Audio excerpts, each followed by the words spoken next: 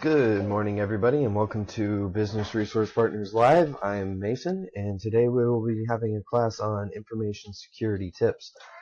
If at any point you have questions, feel free to ask them through Facebook Live, or you can call us at our office as well. So let's get this thing started. Let's see. Okay, so information security tips. Some things you need to keep in mind when you're working with your information security is you have to weigh your security versus your convenience. Some things to keep in mind are you want to try to keep your security simple. You don't have to necessarily go over the top in making sure everything's secure to be secure. You have to check out your physical security, your digital security, and a big thing everybody always looks at is passwords. So let's start with keeping it simple. As far as keeping your security plan simple to keep your information secure, the easiest way is to keep it simple. You don't need to come up with over-the-top, super complex security plans. You start with the simple things. Making sure you don't have a password on a sticky note kept under your keyboard, attached to a computer monitor, locking your doors when you leave the office. These are all really basic steps that everybody can take advantage of to make sure your information, your client's information is secure. And the last thing, you don't want to sacrifice your work for your safety. Safety and your information security is very important thanks to today's climate with all the hacks and information leaks and data breaches. But you don't want to sacrifice your workflow, your productivity to make sure your information is secure. Everything you should do should seamlessly fit in with your day-to-day processes, your day-to-day normal work, and you shouldn't have to stop what you're doing every day to make sure that your security processes are what they need to be. So that's how you keep it simple. I mean, once again, locking your door when you leave the office at night, or making sure you lock a filing cabinet. Those aren't complicated steps, but they're simple, easy steps that everyone can take to make sure your information's secure. Physical security. Once again, these are some of the more easy steps, but they're steps that get overlooked. Like I've been saying, locking your door when you leave the office at the end of the day, locking up your filing cabinets. If you have information on like a flash drive, a portable hard drive, or just on a sheet of paper, putting it somewhere where it can't easily be reached. So once again, locked up inside a filing cabinet, locked up inside a desk drawer, somewhere where it's going to take extra effort to get to. People overlook a lot of these physical security steps because it just kind of goes past their mind when they're thinking at 5 o'clock, or when they're trying to go home. Hey, I just want to go home, and they just leave things where they are. It's a simple thing, but it can mean a lot. Just like I said earlier, also, you don't want to keep a list of passwords under your keyboard, because that's one of the first places people will look when they're trying to take your information or your data, because it's just right there in front of their face. So physical security, it's a really easy step to take, but it's so overlooked. So you just want to keep that in mind when you are going through your normal services, your normal day-to-day activities.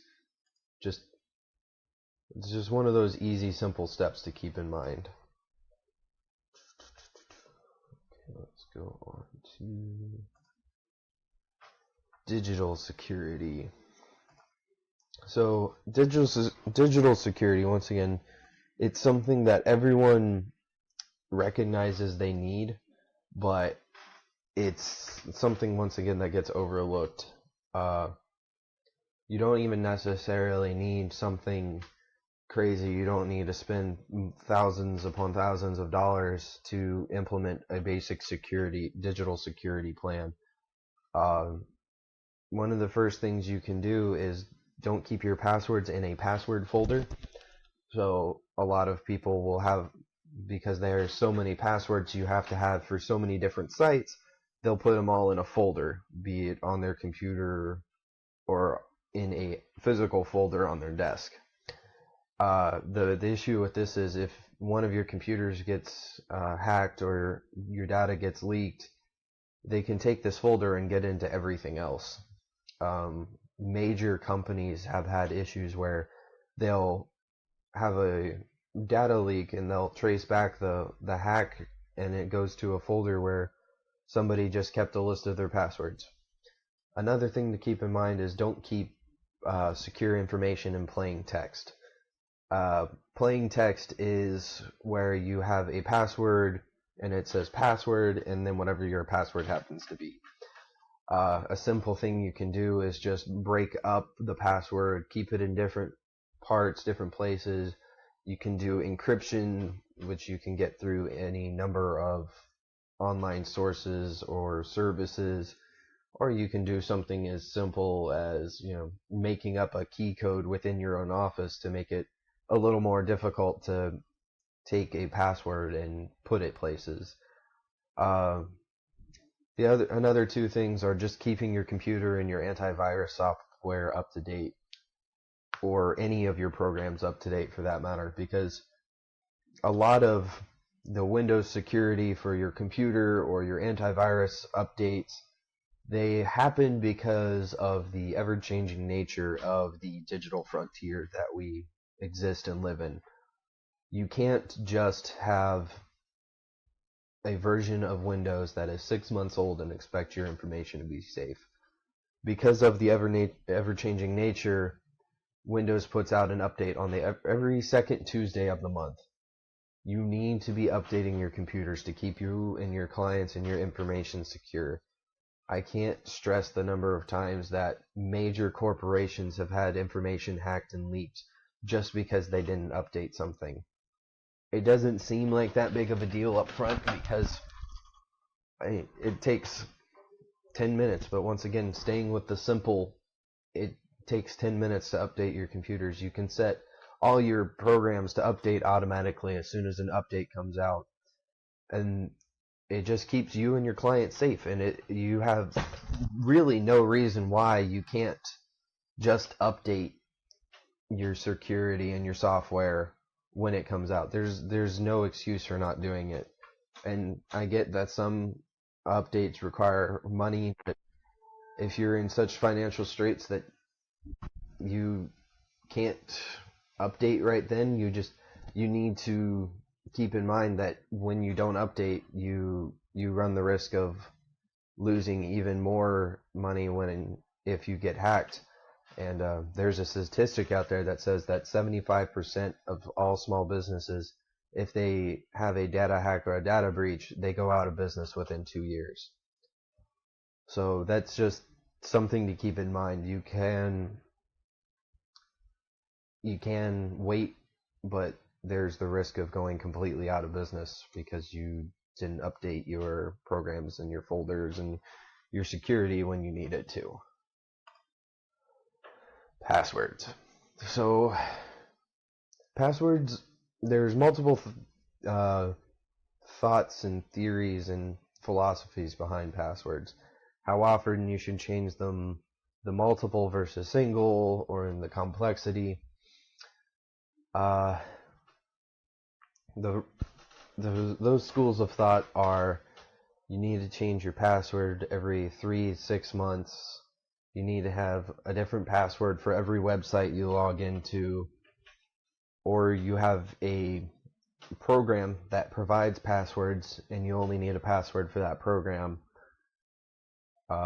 complexity versus multiplicity. So that's saying if you have a very complex password with a bunch of special characters and symbols and numbers and capitals, that it'll be safe and you can use that for everything. The rule of thumb I like to use is you want to have multiple passwords for different sites, so that way you don't get one password taken and then multiple websites compromised because of it. As far as changing it, about every 6 months you might want to consider changing it on a high value asset, such as like a bank account or your accounting software, or where you store your client data. Also, the complexity of it. A longer password is better than a short and complex password because it takes longer to get all the data and digits involved of the longer passwords. But it really, once again, it comes down to what's best for you, but doesn't interfere with your workflow. But at the same time, it's not a password that's password or 1234 or 12345. As of last year, password and 12345 were still the top two passwords used, and that's silly to use those passwords as a password, because all it takes is someone to guess those two passwords, and all of a sudden all your information and all your clients' information is spread over the entire internet, and you run the risk of going out of business.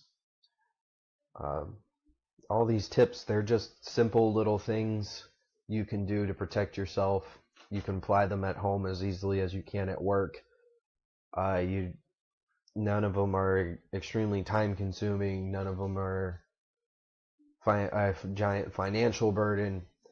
You just have to implement them and use them and stay true and constant on your security measures, because with the way that the Internet of Things is ever changing, evolving, eventually we're going to have smart homes where everything from your refrigerator to your toaster could be subject to a data hack.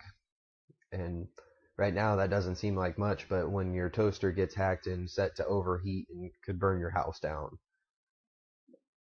that's where it starts as far as the Internet of Things. But you secure your internet, you secure your passwords, and you lower the risk. There's always is a risk of a data hack, a data breach, a data attack, a cyber attack, but just taking these simple steps will dramatically decrease the risk of these things occurring, dramatically decrease the damage that if something does happen, it decreases the overarching damage, instead of having to pay out potentially millions of dollars in lost time, lost data, damages. You lower it to a negligible amount if you follow the proper steps. No one has been able to guarantee 100% security and safety, so every step you take on your end makes it that much harder and that much easier to protect yourself and your clients. Let's see.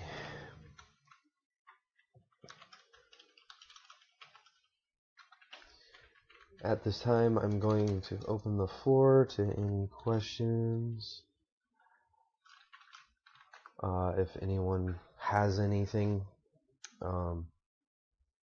like I said, all of these steps are simple. They're easy to implement, easy to use, easy to do on a day-to-day basis. They don't require much in the way of time, energy, effort, money.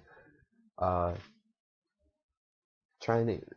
easiest things are sometimes the most effective things.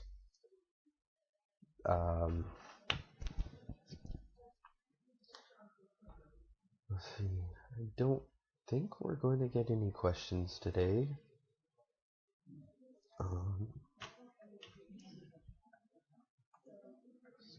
Here. So, if you do have any questions that come up later, you can contact us at any of the ways mentioned on the screen right now. You can call us at 321-236-2771. You can send us an email at info@business-resource-partner.com, or you can visit our website, business-resource-partner.com. You can send us a message on Facebook through either our main page, Business Resource Partner. You can send us a message on Business BRP Live, and we're here to help you in anything you might need, be it QuickBooks, business development, taxes, IT services, HR, payroll, virtual office space, mail services. In an unrelated note to the class that we had today, our mailboxes are up and running. You can contact us at any of the previously mentioned ways to get more information about our mailing services and our virtual address and office space. So if you have any questions on that, you can contact us in the same ways for that. I hope everybody has a good week. We will be back next Wednesday at 10:30 as well for another class.